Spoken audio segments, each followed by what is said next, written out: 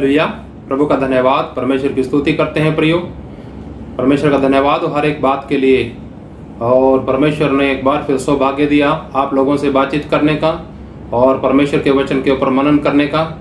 आइए हम प्रार्थना करेंगे और हम निवेदन करें पवित्र आत्मा से कि इस प्रार्थना में, इस आराधना में हम सबकी अगुवाई करें। और जो वचन हम पढ़ने जा रहे हैं, पवित्र आत्मा से निवेदन करें कि पवित्र आत्मा हमारे हृदयों को तैयार करे और हम उन वचनों को समझने पाएं। स्वर्गीय सामर्थी पिता, आपका धन्यवाद। राजाओं के राजा, प्रभुओं के प्रभु, आपका धन्यवाद करते हैं आज की शाम के लिए। प्यारे पिता, आपने एक बार फिर अवसर दिया, सौभाग्य दिया भाइयों बहनों से मिलने का प्रभु।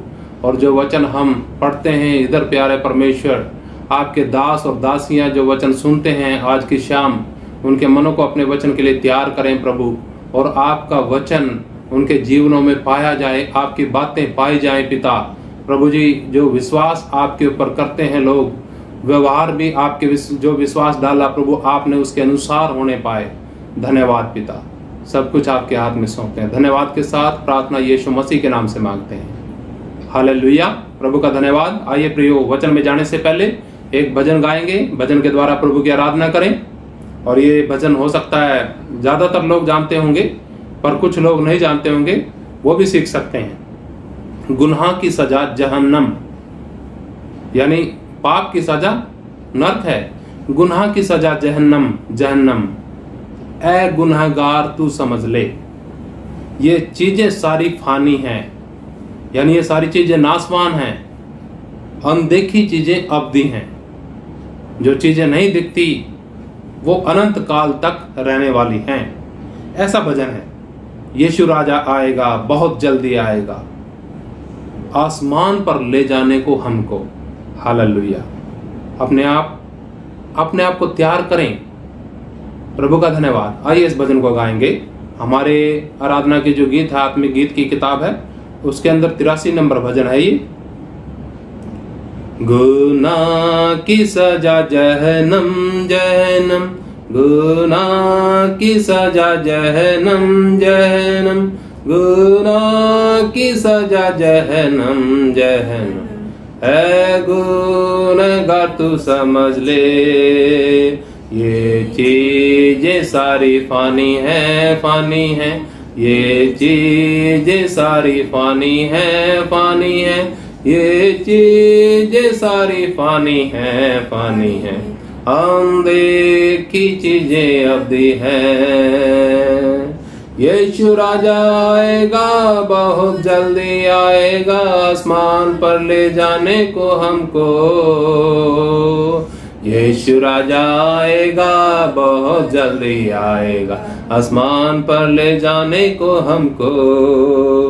आप छोड़ दुनिया के सुखों को, सुखों को। आप छोड़ दुनिया के सुखों को, सुखों को। आप छोड़ दुनिया के सुखों को, सुखों को। कि उसकी खुशी फानी है, होगी तमाम जब जिंदगी, जिंदगी होगी तमाम जब जिंदगी, जिंदगी होगी तमाम जब जिंदगी, जिंदगी।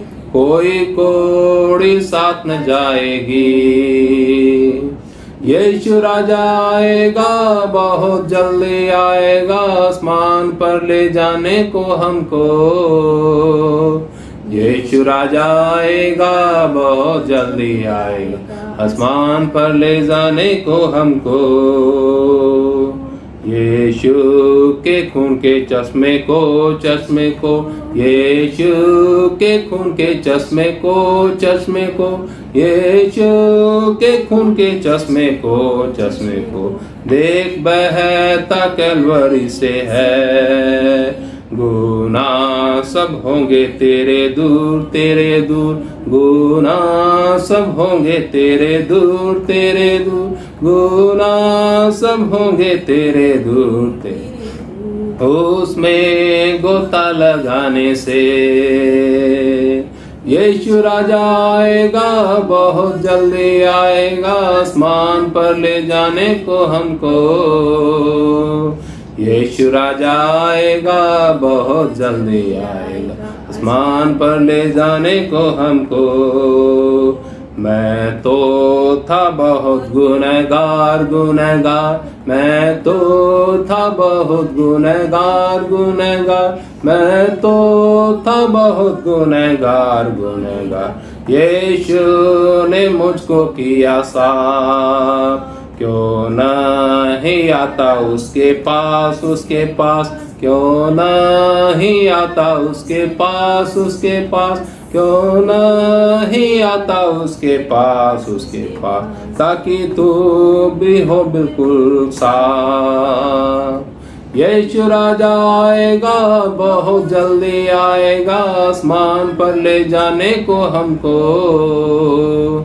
यीशु राजा आएगा, बहुत जल्दी आएगा, आसमान पर ले जाने को हमको। हालेलुया। प्रियो, यीशु राजा आएगा, बहुत जल्दी आएगा, आसमान पर ले जाने को हमको। उन लोगों को जो लोग मसीह के वचन के अनुसार चलते हैं, या जो विश्वास उनके जीवन के अंदर है, उनका व्यवहार विश्वास के साथ मिलता है।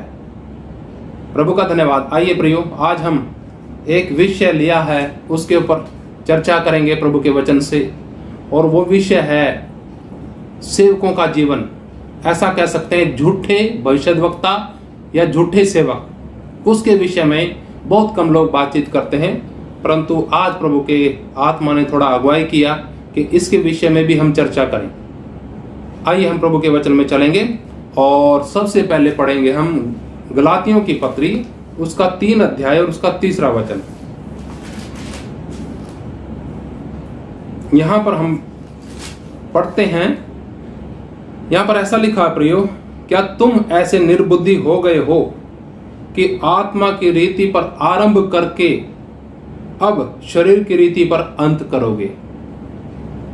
प्रभु का धन्यवाद। प्रभु का दास पौलुस गलातियों की कलीसिया को कहता है कि क्या तुम ऐसे निर्बुद्धि हो गए हो कि तुमने आत्मा की रीति पर आरंभ किया, क्या अब शरीर की रीति पर अंत करोगे। सही तरीके से शुरू किया। ये इस प्रकार के जो आज हम देखते हैं, जो बाढ़ आई हुई है झूठे भविष्यद्वक्ताओं की या झूठे सेवकों की, इन लोगों ने शुरुआत सही करी है, आत्मा की रीति पे शुरुआत की, और इनका अंत शरीर की रीति पे हो रहा है। ऐसा क्यों प्रियो, ऐसा क्यों हुआ? एक बड़ा सवाल उठता है, आपके जहन में भी उठेगा, हम सबके जहन में उठता है। इन्होंने ठीक ठाक शुरू किया और अंत ऐसा क्यों है इनका? इसका साधारण सा जवाब है कि इन लोगों ने चलते चलते चलते चलते अपनी अनैतिक इच्छाओं को तवज्जो दी। जब इनके पास प्रभु के आत्मा ने लोगों को इकट्ठा किया, परमेश्वर के आत्मा ने लोगों को भेजा, इनको ऐसा होने लगा, महसूस होने लगा कि इनका जो मेहनत है वो रंग लेके आई, इनकी जो बुद्धि है उसने काम किया, इनका जो है भरोसा अपने ऊपर आना शुरू हो जाता है धीरे धीरे करके, और सोचने लगते हैं कि तू विशेष आदमी है। यानी भरोसा, विश्वास किस पर? परमेश्वर पर वो भरोसा धीरे धीरे धीरे धीरे धीरे एक तो बुरी लालसाओं के कारण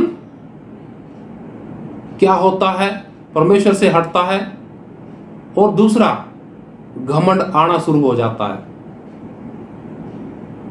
इस कारण क्या होता है, ऐसे लोगों का अंत बड़ा खतरनाक है। हमने प्रैक्टिकली भी बहुत से देखे हैं जिन्होंने बहुत अच्छा शुरू किया, पर अंत में हम देखते हैं कहीं नजर नहीं आते, निराशा में जीवन बिताते हैं, क्योंकि उन्होंने संसार में अपनी अभिलाषाओं को संसारिक वस्तुओं के द्वारा तृप्त किया, संसारिक अभिलाषाओं को पूर्ति करते रहे, पर अब अंत जब उनका आया तो कहीं अंधेरे में, सुनसान, निराशा में जीवन व्यतीत करते हैं ऐसे सेवक। आनंद नहीं है उनके जीवन के अंदर, प्रभु की सामर्थ्य नहीं नजर आएगी। हम थोड़ा वचन देखेंगे इसके विषय में, इनका अंत होता कैसे है। इन्होंने शुरू तो किया आत्मा की रीति पर, और अंत के विषय में कुछ और भी परमेश्वर का वचन बताता है। आइए हम पढ़ेंगे पहला कुरिन्थियों और उसका 6 अध्याय, उसका 9 और 10 वचन। पहला कुरिन्थियों 6 अध्याय और उसका 9-10 वचन पढ़ूंगा आपके बीच में। यहां पर ऐसा लिखा है, क्या तुम नहीं जानते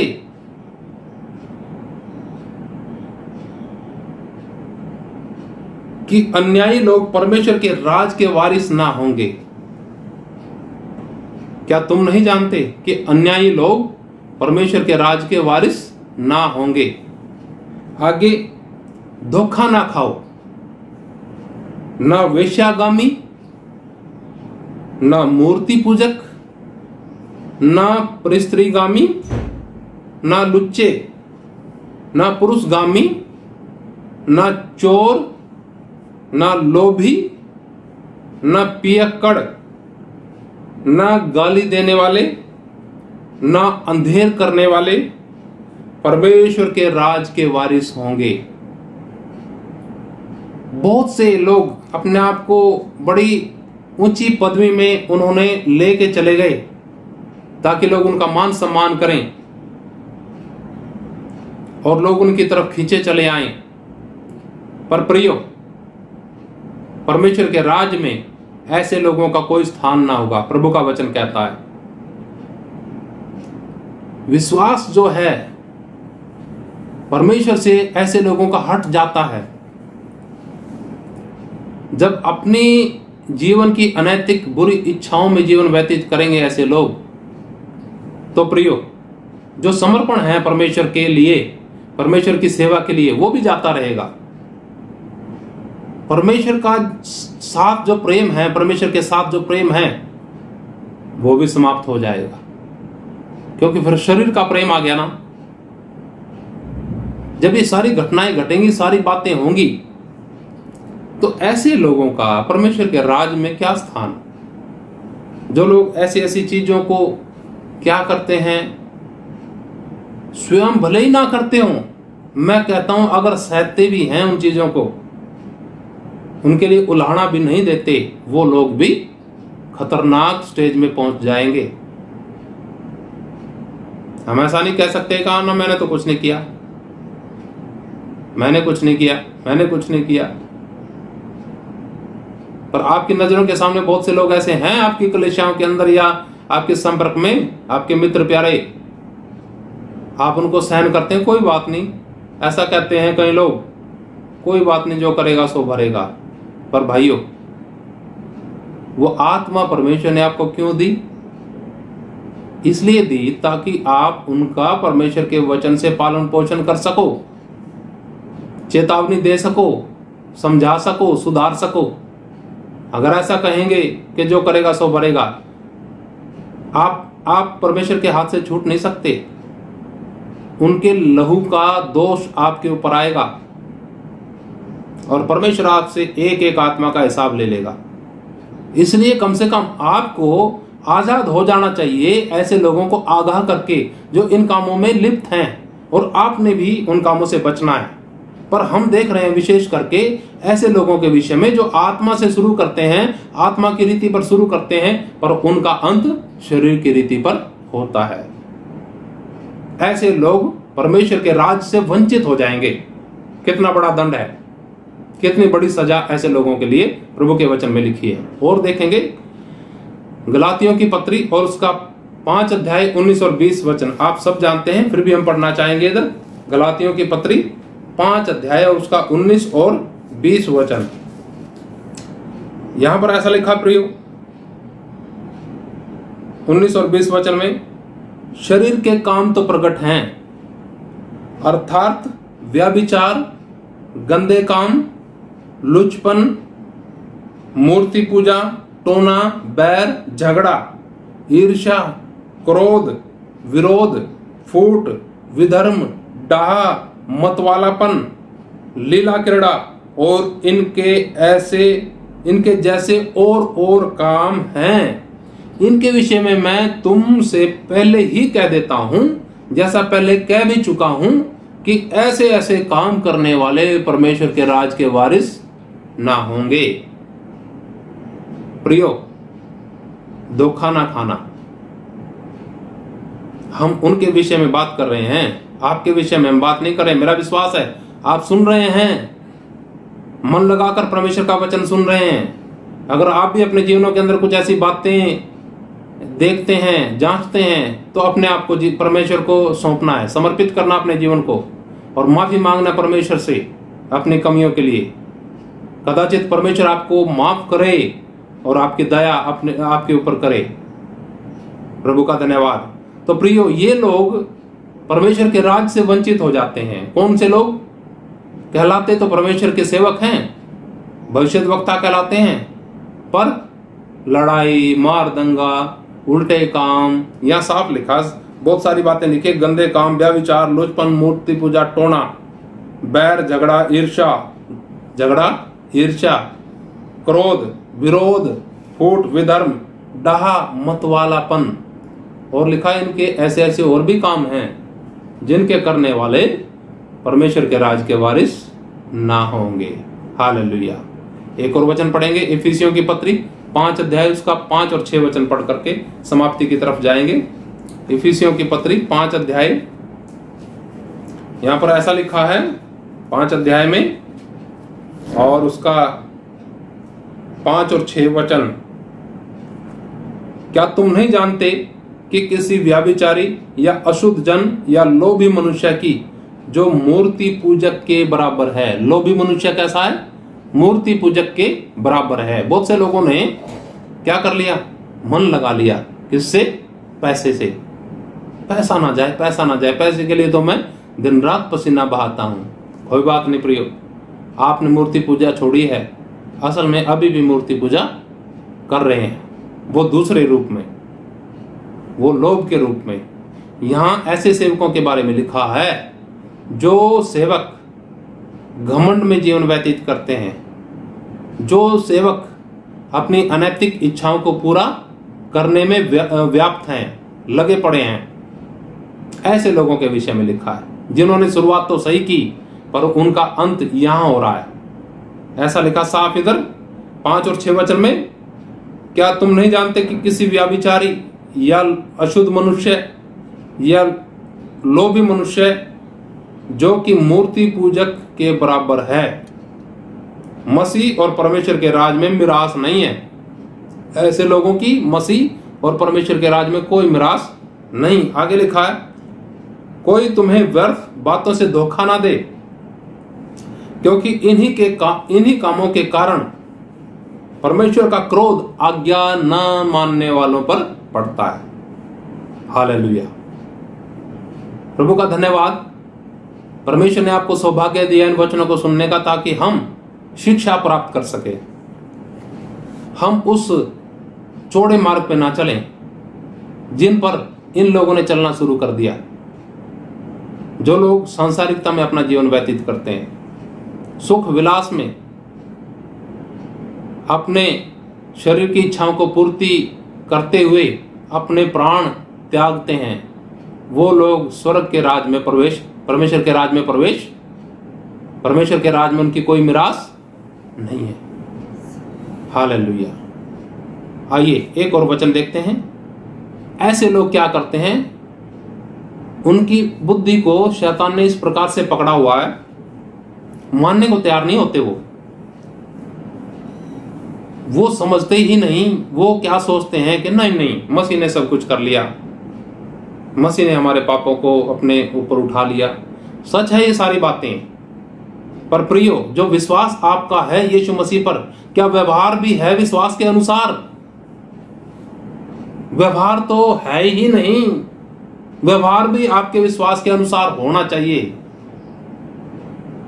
परमेश्वर ने प्रियो आपके लिए अपना लहू बहाया, यीशु मसीह ने आपके लिए अपना लहू बहाया। परमेश्वर ने प्रेम किया, अपना पुत्र दे दिया यीशु मसीह, और यीशु मसीह ने आपके लिए, मेरे लिए लहू बहाकर हमें खरीदा है। यीशु मसीह का लहू व्यर्थ ना जाने पाए। अपनी इच्छाओं से निकल जाएं, सावधान और चौकन्ने हो जाएं, अनैतिक इच्छाओं को पूरा करने का यत्न ना करें। कई लोग लगे हुए सोचते हैं परमेश्वर नहीं देखता, परमेश्वर कोई इसका प्रतिफल नहीं देगा। यहां प्रतिफल है, परमेश्वर के राज से क्या हो जाएंगे? वंचित। कोई मिरास नहीं है उधर परमेश्वर के राज में ऐसे लोगों की। परमेश्वर बोलेगा कुकर्म करने वालों मुझसे दूर हो जाओ, मैं तुम्हें जानता ही नहीं हो कौन। ये लोग, इन लोगों से मिलेंगे आप। इन लोगों का दिमाग इतना चढ़ा रहता है कि हम परमेश्वर के सेवक, हम परमेश्वर के सेवक हैं। व्यवहार उनका है नहीं उसके अनुसार, परमेश्वर के सेवक के अनुसार, पर उनका आचरण ऐसा होगा, बाहरी आवरण ये सारी चीज होंगी। और अपने आप को समझेंगे, वो जो है नहीं वो समझते हैं। थोड़ा देखेंगे 2 कुरिन्थियों 11:15 देख करके समाप्त करेंगे। 2 कुरिन्थियों 11 अध्याय उसका 15 वचन देख करके समाप्त करेंगे। यहां लिखा ऐसा 15 वचन में,